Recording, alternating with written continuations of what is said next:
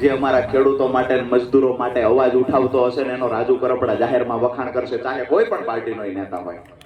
અમારી પૂર્ણ તૈયારી છે. અમે અહીંયાથી પણ કહીએ છીએ કે મૂળીની અંદર, મૂળી તાલુકામાં 30 વર્ષથી એક જ વ્યક્તિના હથ્થું શાસન ચાલ્યું છે. એક જ પરિવારનું શાસન મૂળી તાલુકામાં ચાલ્યું છે. અહીંયા જ્યારે પણ કાંઈ પ્રશ્ન હોય તો આપણે ત્યાં જવાનું, ત્યાં જઈ અને એમને ઘણી બધી રજૂઆતો કરીએ. પાછા એ ગામમાં બીજો માણસ રાખે, એને બોલાવે, બેને ગામમાં બેસાડે. પછી એની પાસે જાજા મત હોય એનું કામ કરે. ગામમાં કાયમી ધોરણે ગામની અંદર હંપ કોઈ ન રવા દીધો હોય તો એ 2-3 લોકો ત્યાં બેઠા છે ને હંપ નથી રવા દીધો. અમે ગામને એક કરવા માટે આવ્યા છીએ. અમે એ કરીએ છીએ, ભાજપ છોડો, કોંગ્રેસ છોડો, આમ આદમી પાર્ટી છોડો.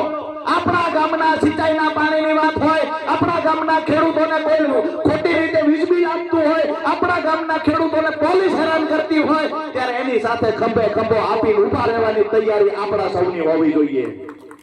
ભૂલી જઈએ બધી ચૂંટણીઓ આવે છે, ચૂંટણીઓ લડી લીધી, પરિણામ જે આવવું હોય છે એ આવશે.